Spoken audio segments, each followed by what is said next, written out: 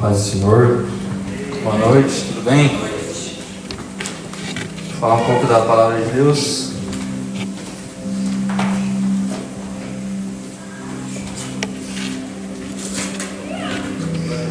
Vou falar de alguns textos hoje, dentro de um mesmo contexto que vai começar ali no Evangelho de João, capítulo de número 13. Amém? João 13. Evangelho de João. E hoje é uma data que para mim é muito especial, né? Que é a minha, praticamente certo, é a minha última pregação antes do meu filho nascer, né? Ele já está na beira ali, está às portas, 37 semanas, então praticamente impossível pregar outra vez sem que ele tenha nascido. Aí eu pensei, por que não usar essa ocasião especial para trazer uma mensagem endereçada aos irmãos, mas também endereçada ao Rafael, meu filho. Para quem não sabe, ultimamente eu tenho gravado todas as minhas pregações, né? Eu guardo, e se Deus assim permitir, eu vou poder mostrar para ele, né, essa pregação, mas tem aplicação para os irmãos. Quando a gente vai ter um filho, né, sou um pai de primeira viagem, meu primeiro filho, a gente tem várias dúvidas, né? Então a gente pensa assim, eu quero ser um pai, pelo menos um pai ok, né? Um bom pai, Deus é comigo, não sei se vou ser um bom pai, mas pelo menos um pai ok, um pai que tentou, né, que se esforçou ao máximo para dar uma boa educação. E aí a gente fica pensando, né, o que eu quero ensinar para o Rafael? Eu queria que o Rafael aprendesse inglês, eu queria que o Rafael fosse bom na escola, eu queria muito que o Rafael praticasse alguns esportes. E a gente vai gerando várias expectativas. Eu queria que o Rafael seguisse alguns valores que eu acho importantes, algumas coisas que a minha família me ensinou, algumas coisas que eu aprendi aqui na igreja. E a gente tem, né, várias expectativas. Espero que um dia o Rafael siga por esse caminho, enfim. Amém. Só que daí eu pensando mais ainda, né? Ok, mas o que realmente o Rafael precisa aprender? O que eu não posso abrir mão? Porque, cara, o Rafael pode não gostar de esporte, pode não ser a praia dele, né? Quem sou eu para ficar ali obrigando ele a fazer alguma coisa? O Rafael pode não querer aprender inglês, ele vai querer aprender italiano, alemão, ou só ter um bom português, né? O Rafael às vezes não vai querer pregar igual eu gosto de pregar, ou não vai querer tocar guitarra, vai querer tocar saxofone, ou não vai querer tocar nada, vai querer ser um pintor. Então essas coisas a gente não tem muito controle, né? Cada pessoa é uma pessoa. Só que o que eu realmente quero que ele aprenda, que ele, pelo menos de alguma forma que eu consiga passar para ele? O que eu aprendi nos meus 26 anos, que eu entendo que é inegociável, que ele tem que aprender, que eu não quero passar dessa para melhor sem que ele tenha aprendido isso comigo. Então a gente vai falar hoje um texto que traz ali 4 pontos de ensinamentos que Jesus deixou para os seus discípulos antes de partir. Então, eu não posso ser um cara muito presunçoso de achar que eu vou inventar a roda, vou trazer grandes ensinamentos para o Rafael, porque tudo que você pensou, provavelmente uma pessoa já pensou e pensou muito melhor que você. Então, o que o meu mestre quis passar para os seus discípulos antes dele partir, antes dele deixar essa terra? E a gente tem esse registro no Evangelho de João, é isso que eu quero trazer para compartilhar com vocês. E por que eu vou compartilhar aqui na igreja? Porque isso é o que eu quero para o Rafael, mas eu tenho certeza que é isso o que o próprio Cristo quis para os seus discípulos, para eu e você. Então não só meu querido Rafael, mas todos que estão aqui devem aprender essas lições, né? E você deve também buscar passar isso para as próximas gerações, né? Então, o que o Rafael vai querer fazer com a vida dele, eu não sei, mas eu espero muito que ele queira seguir esses 4 conselhos que Jesus deixou para os seus discípulos. Então, dada essa introdução, vamos ao texto, que ele vai começar em João 13. Eu vou ler pequenos trechos, para não ficar muito chato, e a gente vai comentando um pouco a respeito disso. O texto diz o seguinte, João capítulo 13 diz assim: Ora, antes da festa da Páscoa, sabendo Jesus que era chegada a sua hora de passar deste mundo para o Pai, tendo amado os que estavam no mundo, amou-os até o fim. Então, do que a gente vai falar hoje? Teve um dia já que eu trouxe uma pregação em um domingo aqui que falava exatamente desse contexto. A gente estava falando do exato momento antes de Jesus ser morto, ser crucificado, antes dele ressuscitar. E aqui a gente está falando de um dia de quinta-feira, uma quinta-feira à noite, onde estava se aproximando a Páscoa, que aconteceria no domingo. Então, quinta-feira à noite, os discípulos já estavam em Jerusalém, né? Lembre-se que Jesus e os seus discípulos, eles não eram em Jerusalém. Jesus, ele convivia, ele vivia, ele cresceu na Galileia, que era um pouco distante de Jerusalém, e todos os seus discípulos eram da Galileia. Então eles se deslocaram para Jerusalém para comemorar a Páscoa, né? Que, para quem não sabe, acho que todo mundo sabe, era a festa mais importante do judaísmo naquela época. E aí Jesus, ele consegue um segundo andar, provavelmente, de uma casa bem grande. Obviamente era uma casa emprestada, porque Jesus não tinha um tostão. E ele vai para essa casa com seus 12 discípulos. E é esse o contexto deste texto. Jesus reunido à mesa com seus discípulos. É a famosa Última Ceia, que é aquele quadro que a gente tem do Leonardo da Vinci, a Última Ceia, representa esse momento. E só para trazer um pouco de imaginação, eles estavam basicamente num lugar, né, provavelmente iluminado ali com algumas lamparinas, então não tinha essa claridade que a gente tem hoje. Então eles talvez não estavam se vendo da melhor forma possível, não estava tão límpido, mas eles estavam reunidos à mesa. E não pense que era uma mesa igual que a gente tem, né? Provavelmente era uma mesa mais ou menos dessa altura. E eles tinham um sofazinho, umas almofadas que ficavam ao redor da mesa, e eles ficavam reclinados sobre a mesa, provavelmente com um cotovelo aqui na mesa e uma mão livre para poder pegar o pão, molhar, comer o vinho. Enfim, eles estavam bem à vontade, né? Reunidos ao redor da mesa.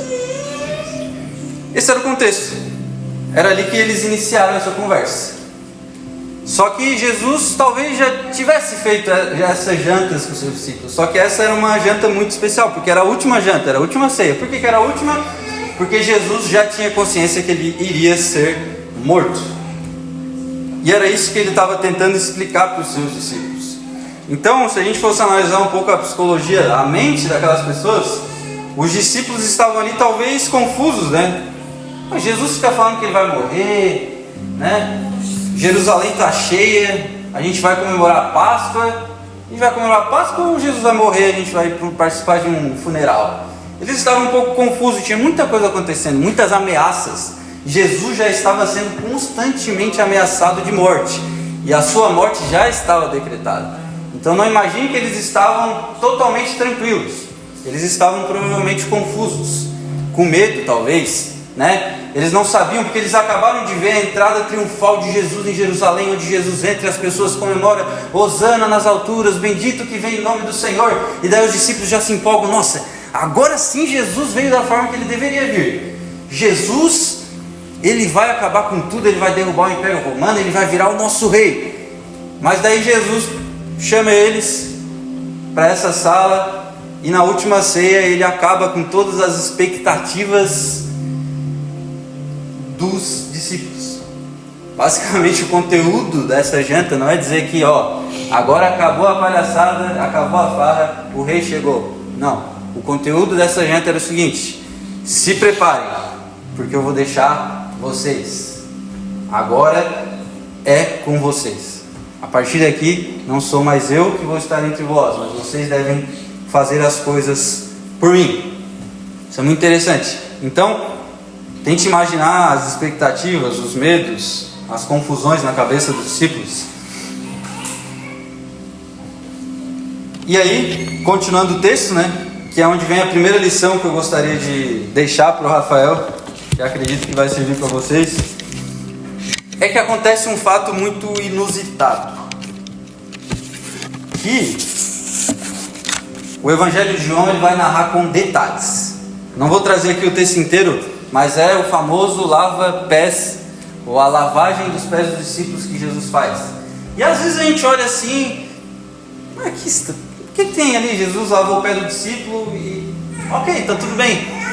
Mas o escritor João, ele faz questão de trazer nas minúcias, nos detalhes, porque isso aqui, ele é na verdade um evento assombroso. Nossa, o André é sempre exagerado, né? Mas é assombroso. É um evento totalmente inusitado.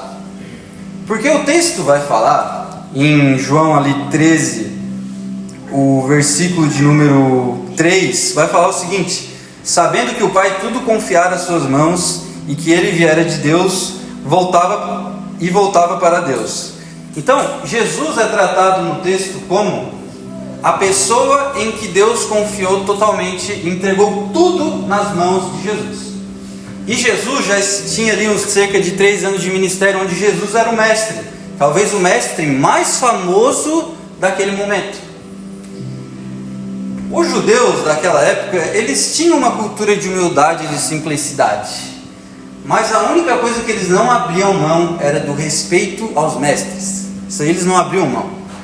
Tanto é que a gente vê muitas analogias na Bíblia em relação à mesa. A pessoa mais importante, ela tinha um lugar especial na mesa. Independente de ser humilde ou não, todos reconheciam que as pessoas de maior importância, os mestres, quem tinha algo a ensinar, os mais velhos, deveriam ter um lugar privilegiado na mesa. E aí Jesus, ele vai e ele inverte completamente. É o reino de ponta cabeça.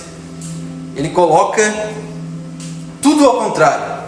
E quando eles começam a ceiar, Jesus, do nada, do completo nada, o texto vai falar que ele tira a sua roupa de cima, a camisa, ou dependendo do que ele estava vestindo, né? Ele fica só como se fosse uma bermuda.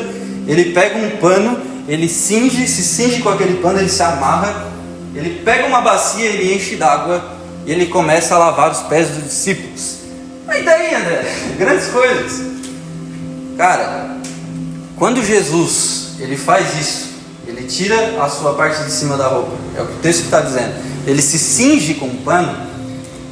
Essa era a vestimenta de um escravo, de um servo. E a gente não tem noção do impacto disso, porque principalmente a gente aqui no Brasil, a gente tem zero cultura de honra. Zero. A gente vive numa sociedade tropicalizada que a gente não tem ideia do que é isso. Mas, para quem vive nesse contexto, o que Jesus estava fazendo era algo quase que uma aberração. Como assim? E parece que os discípulos, eles ficam atônitos. E Jesus começa a lavar os pés dos discípulos. Quem fazia? Então, era normal quando as pessoas chamavam: vem aqui comer na minha casa. E daí quando chegava ali, a pessoa que tinha dinheiro, ela chegava e falava: o meu servo, ele vai lavar os teus pés. Porque era comum, as pessoas andavam, não tinha o tênis da Nike naquela época, né? Eram sandálias, e não tinha um asfalto bonitinho, né? O máximo que tinha era uma estrada de pedra construída pelos romanos, mas em geral era chão batido. Então as pessoas chegavam com os pés empoeirados, né? Sujos. E aí, como sinal de respeito, o dono da casa fornecia água para que eles se limpassem. Só que não era o dono da casa que limpava, eles chamavam um escravo, um servo, e ele ali limpava. E geralmente era o pior dos escravos. Era tipo a pessoa menos digna da casa que fazia esse trabalho, porque era considerado um trabalho humilhante. E daí Jesus, não é que alguém falou: Jesus, podia lavar meu pé, né? Ia ser legal. E não é que nenhum discípulo chegou e falou assim: Jesus, deixa eu lavar o teu pé, deixa eu lavar o pé dos meus irmãos aqui. Não, Jesus, do absoluto nada, decide lavar os pés dos discípulos. E o texto vai tratar isso com muitos detalhes. E Jesus começa a lavar. Só que quando chega em Pedro era um cara que ele não conseguia muito guardar as coisas para ele, né? Aparentemente os outros discípulos, ok, isso é muito estranho, mas eles pararam. E Pedro, ele parece que ele se ira. Ele diz ali no versículo de número 6: aproximou-lhe Simão Pedro. Aproximou-se, pois, de Simão Pedro, e esse lhe disse: Senhor, tu me lavas os pés? Passo por 7. Respondeu-lhe Jesus: o que eu faço, o não sabes agora, compreendê-lo-ás depois. E Pedro continua: nunca me lavará os pés. Respondeu Jesus: se eu não lavar os teus pés, tu não tem parte comigo. Então Pedro fica indignado. Porque para uma pessoa, para um discípulo, ele se levantar e falar para o mestre, nunca, é porque ele estava muito indignado, ele não conseguiu conter, porque para ele era um absurdo. Como assim o meu mestre vai lavar os meus pés? Isso é inadmissível. E me lembra daquela passagem quando Pedro fala, né? Jesus fala, eu vou morrer. Daí Pedro fala, não vai não. E daí Jesus fala, calado, Satanás. E a gente às vezes olha assim, mas por que Jesus está falando? Está indignado com Pedro, chamando ele de usado de Satanás, se o que Pedro está fazendo é uma coisa boa. Ou não parece bom que ele queira proteger Jesus? Não parece bom que ele não queira ter os seus pés lavados por Jesus? Não faz sentido ele ficar indignado?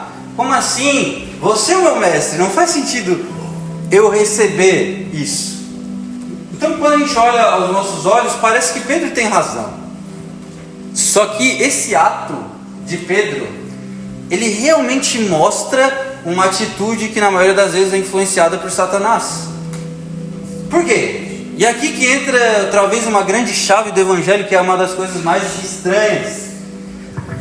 Uma das coisas mais difíceis de aceitar de Deus é o seu amor, é a sua graça. A gente fica sempre igual Pedro. Quando Deus quer nos amar, parece que a gente fica bloqueado, parece que a gente, eu não sou digno, eu não aceito. E no fundo a gente acha que a gente está sendo bonzinho por não ser digno, mas no fundo a gente está se revoltando contra o nosso mestre. A gente não tem o direito de não aceitar o amor e a graça de Jesus. A gente não tem o direito de não aceitar ser perdoado por Cristo. Muitas vezes a gente fala que Jesus ama as pessoas, mas quando Jesus vem e Ele deseja nos amar, a gente coloca um paredão na frente. Porque a gente, assim como Pedro, é usado por Satanás e a gente se revolta. Eu não sou digno. Mas não é porque a gente está sendo bonzinho, mas é porque a gente não quer aceitar o amor de Deus. E por que a gente às vezes não quer aceitar o amor de Deus? Porque aceitando o amor de Cristo fica complicado. Vocês concordam comigo? Se Pedro aceitasse que o seu mestre lavasse os seus pés, o que ele teria que fazer para com os outros? Não sei se você consegue entender. Se você, se eu, nós que somos encardidos de pecado, aceitamos o amor de Deus, o que é necessário que a gente faça? Que a gente ame da mesma forma que Deus nos amou. Se a gente aceita o perdão, a gente é obrigado a perdoar. Então concordam comigo que parece que a gente está sendo bonzinho, mas no fundo, aceitar o amor de Deus é assumir uma grande responsabilidade. Isso é muito lindo do Evangelho, mas ao mesmo tempo muito desafiador. Por isso que eu falei que esse foi um evento assombroso. A partir do momento que os discípulos aceitaram que o seu mestre, que o próprio Deus encarnado, lavasse os seus pés como forma de humildade. Se o meu mestre, que detém o controle de todas as coisas, lavou os meus pés na postura de um escravo, o que eu vou ter que fazer para as pessoas que eu digo que eu amo? Então é por isso que às vezes a gente não quer aceitar o amor de Deus, porque aceitando o amor de Deus a gente é obrigado a amar como Deus ama. E aí o bicho pega. Só que isso é incrível, isso é maravilhoso. A gente olha e parece ruim, mas é incrível, é maravilhoso a gente poder ser pessoas perdoadoras, pessoas que amam. Mas isso é lindo. E é por isso que Pedro se revolta. Então essa cena que eu trouxe aqui, ela traz uma série de ensinamentos. E para a gente resumir, no versículo 13 e 14, o próprio Jesus explica o significado desse ato. Vós me chamais o Mestre e o Senhor, e dizes bem, porque eu o sou. Ora, se eu sendo Senhor e Mestre vos lavei os pés, também vós deveis lavar os pés uns dos outros. Entendeu por que Pedro ficou revoltado? Mesmo ele não sabendo por quê? Porque se eu sendo Mestre, Jesus fala, eu sou mesmo. Eu sendo o Senhor, eu sou o Senhor mesmo. Se eu sendo isso, eu faço isso com vocês, vocês também têm que fazer isso com os outros. E ele vai continuar. 15. Travou? Porque eu vos dei o exemplo para que, como eu fiz, façais vós também. Então, resumindo, Rafael, se tu estiver me ouvindo, e os irmãos que estão aqui presentes, A única forma que a gente tem de iniciar uma caminhada com Cristo, primeiro, é a gente aceitar ser lavado por Ele. Se a gente não aceita ser purificado por Cristo, ser lavado por Cristo, que a nossa sujeira seja tirada por Cristo, a gente não tem parte com Ele. E segundo, se a gente não for humilde o suficiente para replicar, para repetir esse ato com os nossos irmãos, de nada adianta. De nada. Adianta absolutamente nada.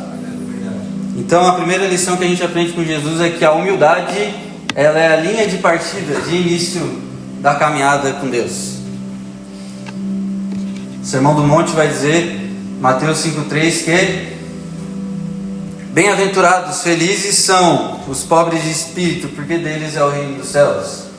E quando você aceita lavar o pé do seu irmão, você aceita se sujeitar para o bem do próximo, você está sendo pobre de espírito, logo você está sendo um cidadão celestial do reino de Deus. Mas se você não aceita isso, se você não aceita o amor de Deus, se você não aceita a limpeza de Deus, e se você não aceita a consequência imediata de servir o seu irmão como um escravo, não como um escravo deste mundo, mas como um escravo de Cristo, se você não aceita isso, se você não quer ir para essa humilhação de ter que amar, de ter que perdoar, não adianta começar. É a linha de partida. Não tem conversa.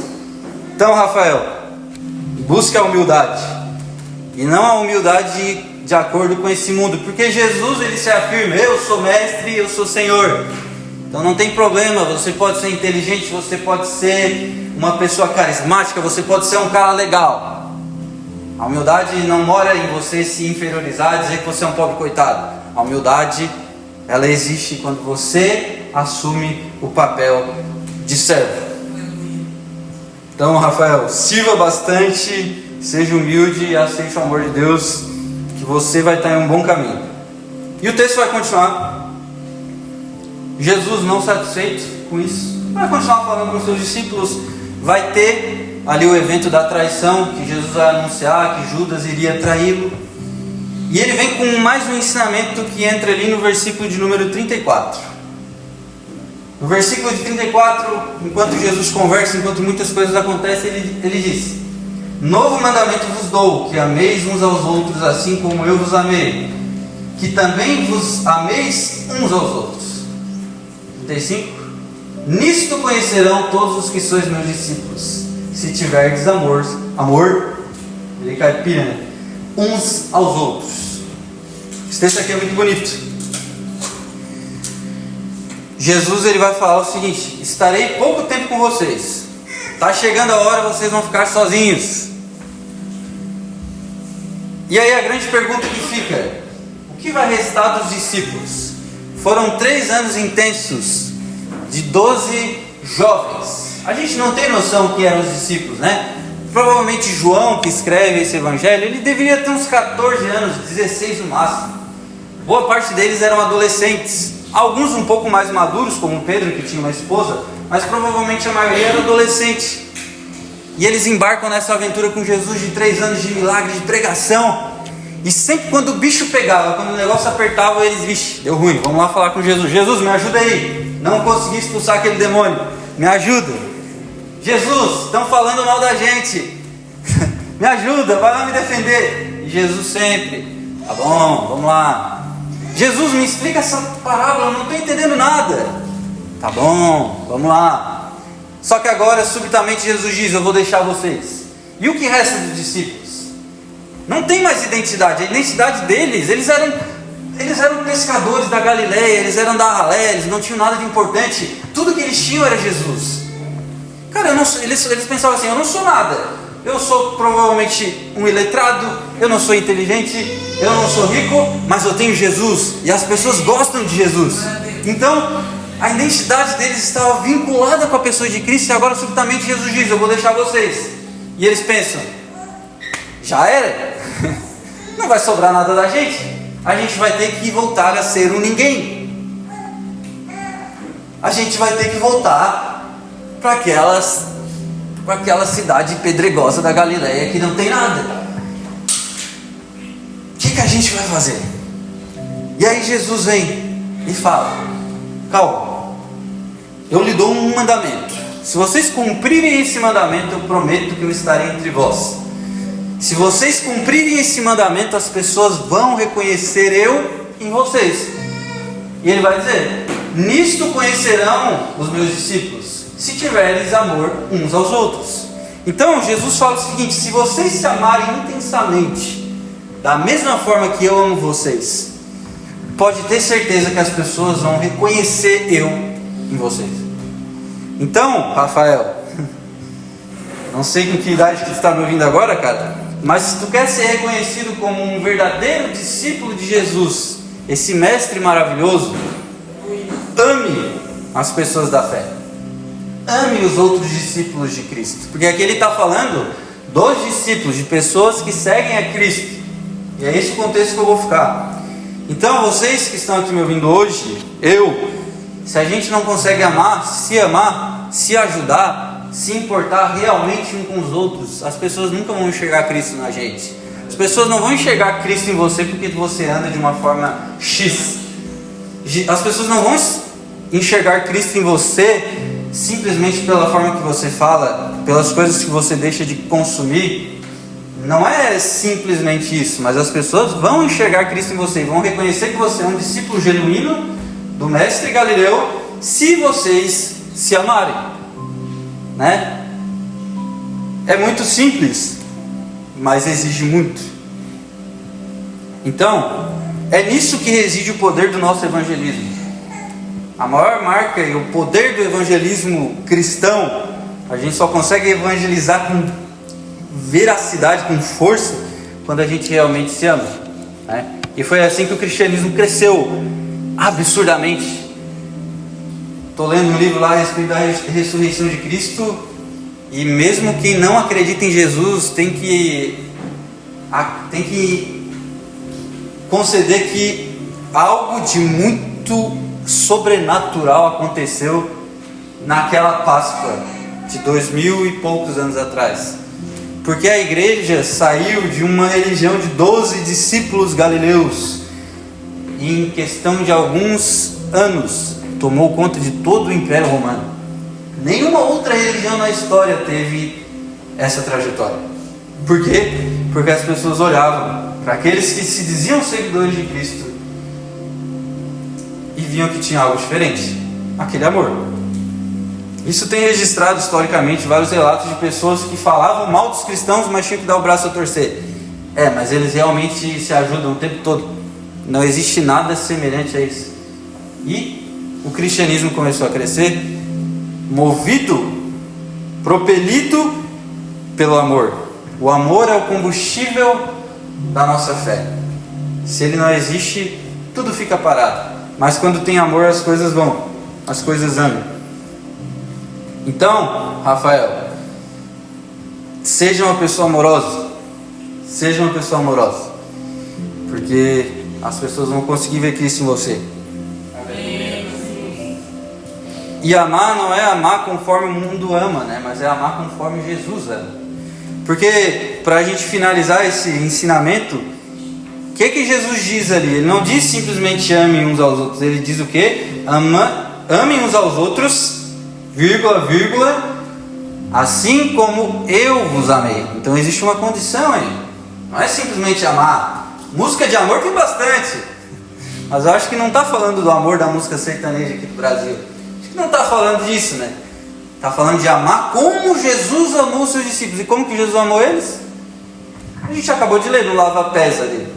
Servindo, assumindo uma posição inferior. Muito louco, né? Porque isso é difícil. A coisa que o ser humano mais teme, o maior medo que existe no nosso coraçãozinho, é se sentir inferior.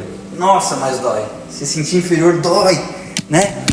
Às vezes a gente tô com um carro meio ruim assim, eu tinha um carro bom, eu tenho que comprar um carro ruim porque as contas apertaram. A gente não está preocupado com o carro, porque um golzinho, um Fusca vai te levar para o mesmo lugar que uma Ferrari. A gente está preocupado porque as pessoas vão pensar que a gente está descendo de nível. Essa é a nossa preocupação. A maioria das nossas preocupações e ansiedades, elas estão no fato de que a gente morre de medo de parecer inferior. E daí vem o nosso mestre, que a gente diz todo dia: oh, mas ele é lindo, mas ele é bonito, vem com teu fogo, vem com teu rei. E aí Jesus vem e ele mesmo se faz inferior e diz que a gente tem que tomar essa atitude. Jesus não teve medo de ser inferior. E ele espera que a gente... E ser inferior, o que eu estou falando, não é ser inferior de verdade, como o mundo fala, assim. É tu se colocar numa posição de serviço, não, tá beleza, eu tenho alguns interesses aqui na minha vida, eu tenho alguns sonhos, mas o que tu está sonhando aí, Brasão?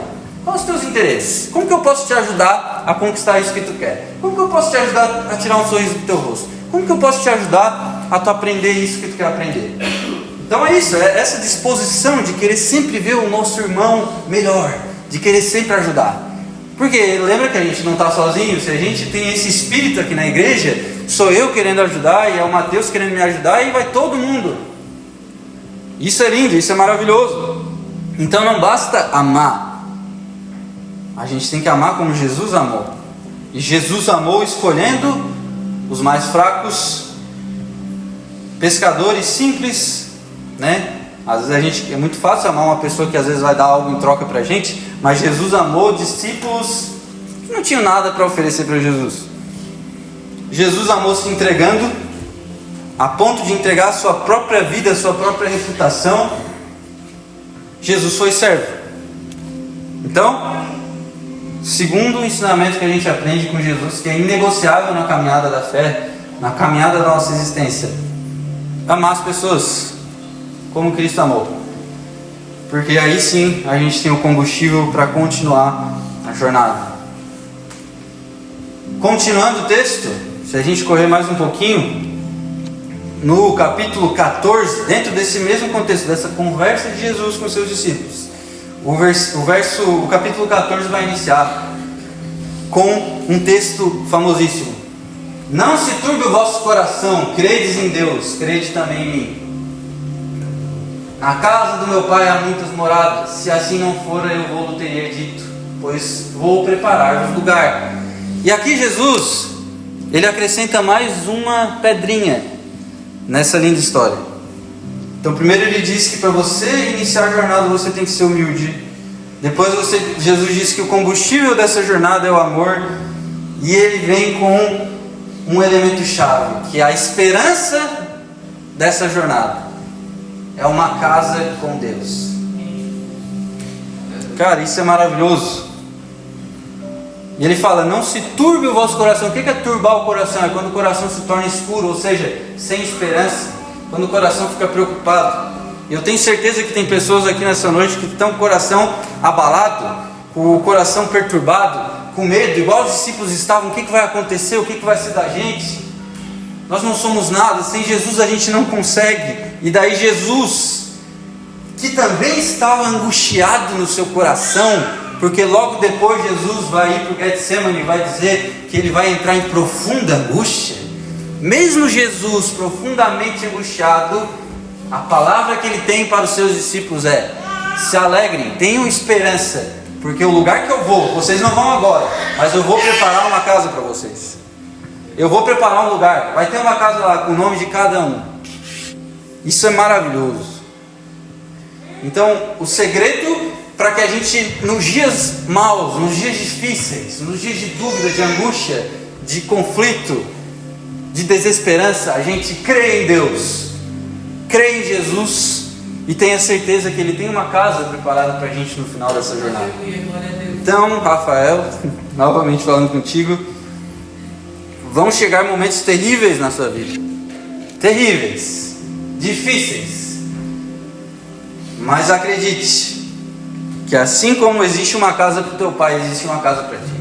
Assim como existe uma casa para mim, existe uma casa para vocês, que está preparada para aqueles que estão dispostos a serem servos e a amar. Então, saber da existência dessa casa junto com o próprio Deus, uma casa que nos permitirá conhecê-lo diariamente, porque Jesus Cristo diz que a vida eterna nada mais é do que conhecer a Deus. Então essa casa que vai permitir a gente ser completamente, a gente ser totalmente preenchido, ser liberto de todas as amarras do pecado. Essa morada está disponível para mim e para você. E é a existência dessa morada, o conhecimento de que essa morada existe, que deve trazer esperança para você. Então, quando você estiver num momento de dificuldade, lembre-se dessa casa e se anime em prosseguir, continuar, porque existe um lugar no final preparado para você. Isso é muito lindo. Isso é lindo. Então, se o Rafael vai querer torcer para o São Paulo ou para o Flamengo, não me importa muito, mas eu espero que ele viva com a esperança e a convicção que existe uma casa para ele. Isso é maravilhoso, é incrível. O Evangelho é preciosidade pura. Quanto mais a gente estuda, mais a gente se emociona, mais a gente vê que é algo, uma beleza surreal. Surreal. E para finalizar, a gente vai ver o último conselho.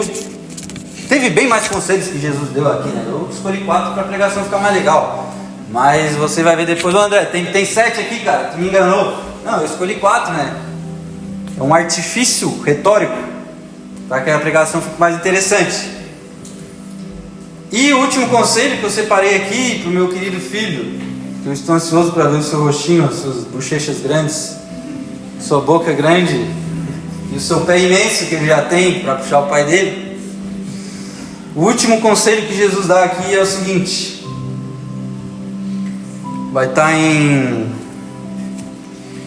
no 14, capítulo 14, versículo 16. E eu rogarei ao Pai, e Ele vos dará outro Consolador, a fim de que esteja sempre convosco. O Espírito da verdade, que o mundo não pode receber, porque não o vê, nem o conhece.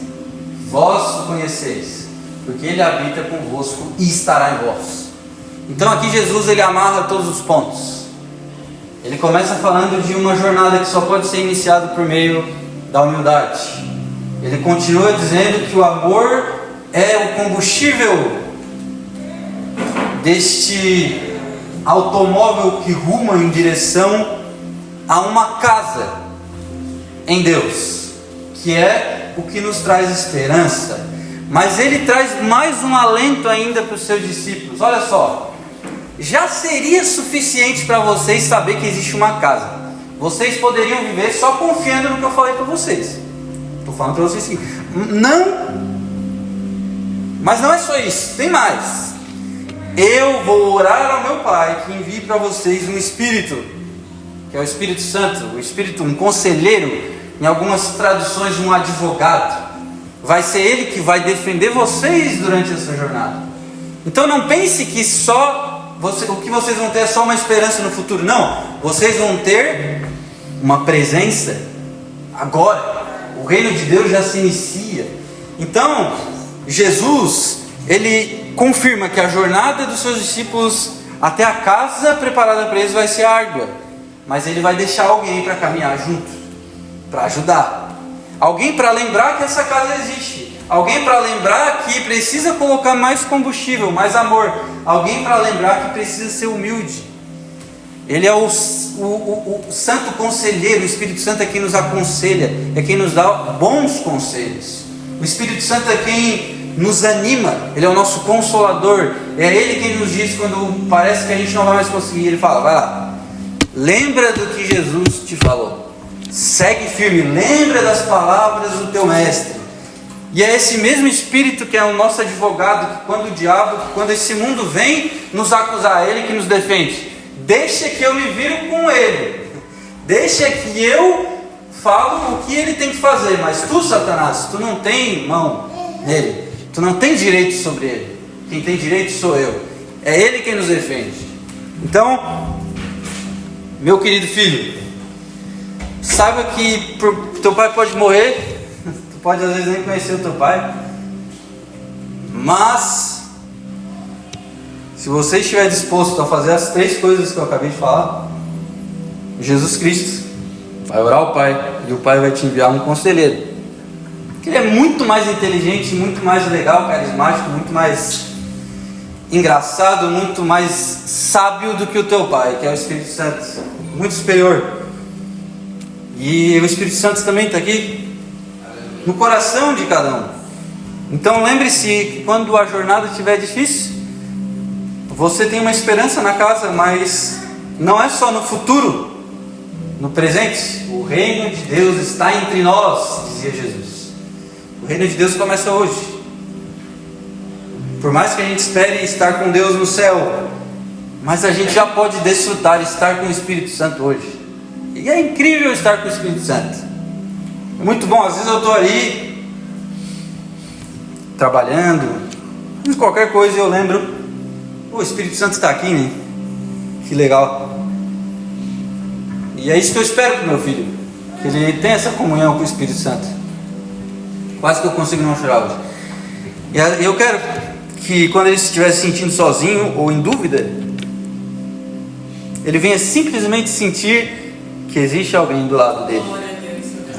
E é isso que eu quero para vocês também. É isso que Cristo quer para vocês. Cristo quer que vocês estejam sempre convictos que existe um céu, e isso seja motivo suficiente para você permanecer na caminhada. Mas quando essa esperança não for suficiente, lembre-se que o Espírito Santo já habita nos corações. Imagina se a gente levasse a sério essa afirmação, que o Espírito Santo habita nos nossos corações. Imagina se a gente levasse a sério. A vida ia ser muito, muito massa, né? Só que na maioria das vezes a gente não leva a sério. Imagina se a gente levasse a sério o que a Bíblia fala de que se houver 2 ou 3 reunidos, eu estarei ali. Imagina se a gente estivesse totalmente consciente que Jesus está aqui. E Ele está. Só que às vezes a gente não consegue perceber. Então, um conselho, se é que eu posso dar algum conselho para você, mas eu acredito que esse é um conselho de Jesus, então eu posso. Respeite, seja grato por ter o Espírito Santo e usufrua, né? A vida, ela tem várias dificuldades, ela tem, mas também ela tem tanta coisa boa que por meio de Cristo, por meio do Espírito Santo, a gente consegue desfrutar.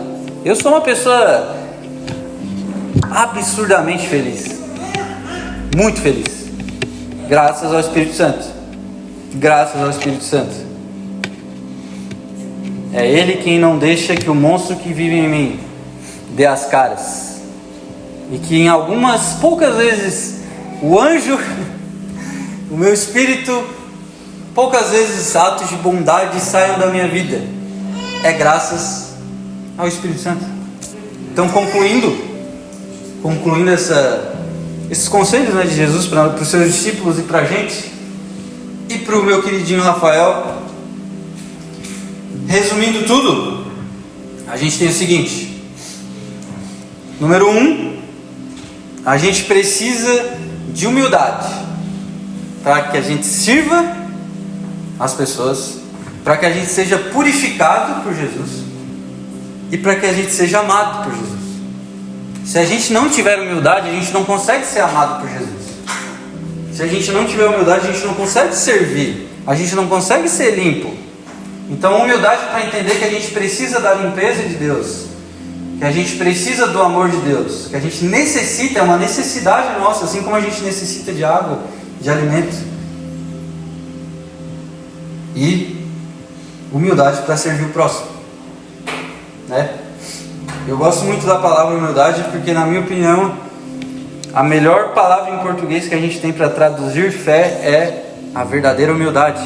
Porque a fé nada mais é do que tu falar o seguinte: eu não sei o que eu faço com a minha vida, eu não faço ideia do que é bom para mim, eu não faço ideia do que eu vou fazer, mas eu vou confiar nesse Deus. Eu acho que Ele tem o melhor para mim, eu sei que Ele tem o melhor para mim, então eu entrego a Ti, Deus, o meu futuro, eu entrego a Ti a minha vida, a minha existência, tudo que eu tenho.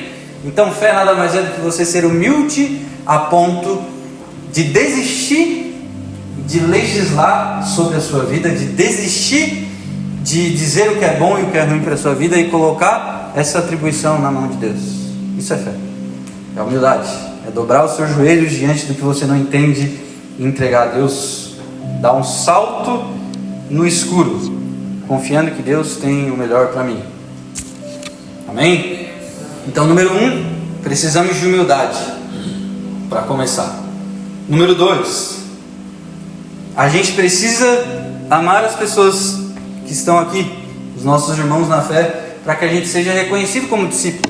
Então, se você, assim como os discípulos, não deseja que você fique ali, nossa, agora que Jesus saiu, qual é a minha identidade? Quem eu sou?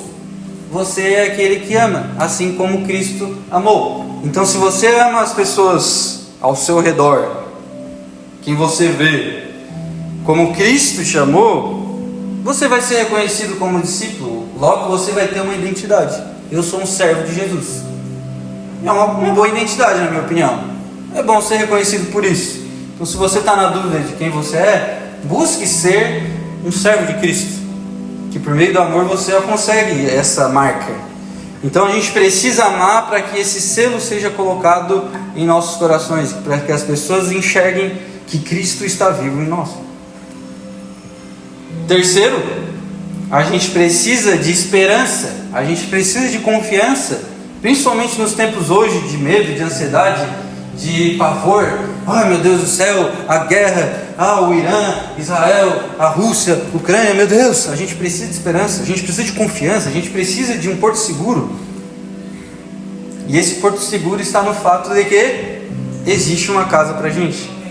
Então, o terceiro ponto aqui que a gente tem que ter no nosso coração para a gente poder seguir a caminhada é realmente acreditar que existe um lugar preparado para a gente.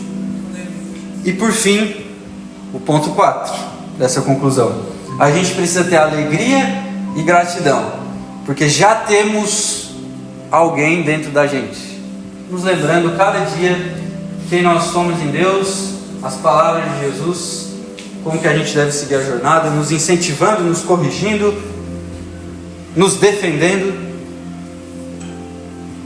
Humildade, amor, esperança e gratidão. Ou humildade, amor, confiança e alegria. Enfim, você pode escolher aí como que você vai seguir. Finalizando, né? É isso que eu quero passar para o meu filho. Se eu passar isso aqui já tá bom, né? Tá bem bom.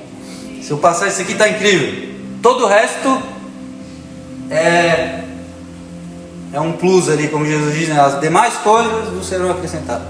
Todo o resto é resto, né? A profissão que ele vai seguir, as coisas que ele vai gostar. Claro que a gente tem expectativas, né? Normal. Mas eu acredito que se eu conseguir transmitir isso, essa verdade, e não apenas por palavras, mas que ele enxergue na minha vida que eu realmente acredito nisso, e ele ache legal e siga também, para mim tá bom.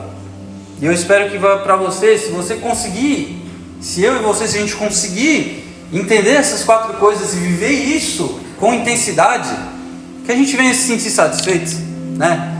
Então às vezes tu não vai ter o emprego que tu sonhou, porque o mundo, cara, o mundo ele é complicado, né? Existem coisas que não estão no nosso controle. Às vezes eu não vou conseguir alguma coisa que eu quero muito.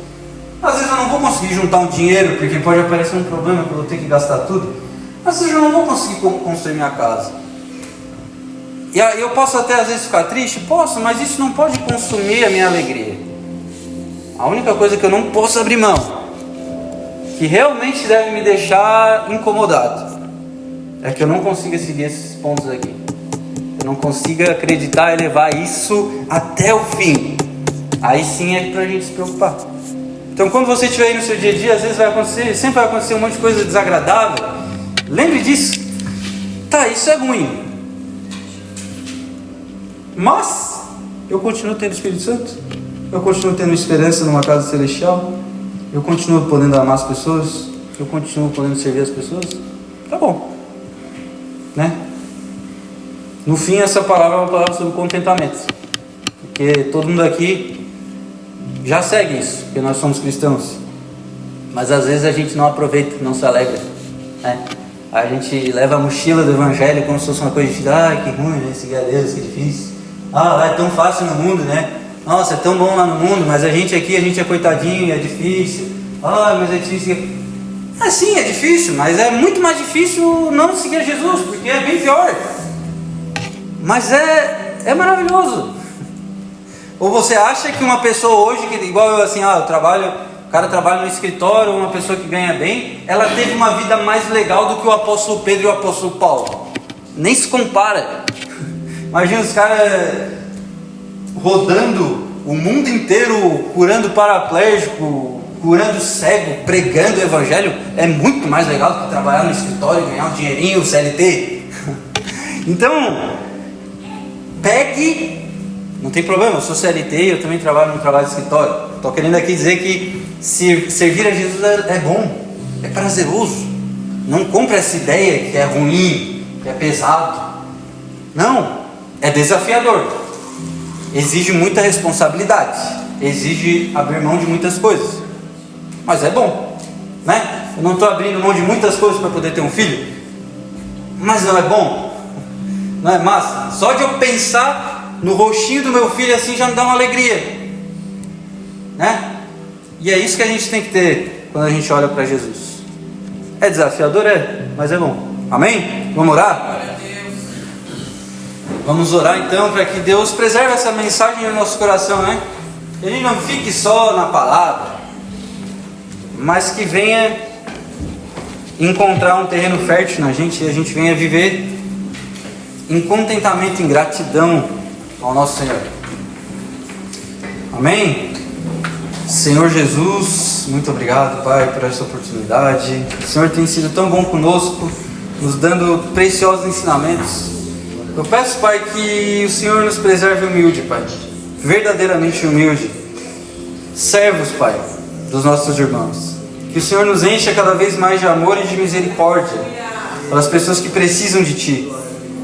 Que o Senhor nos encha de esperança e confiança, Pai, e fé que o Senhor tem um lugarzinho preparado, Pai, junto a Ti. E que a gente venha ser alegre, ser contente com a vida que a gente leva em Ti, Jesus. E que nada deste mundo venha flertar e roubar a nossa alegria. Amém? Amém, gente?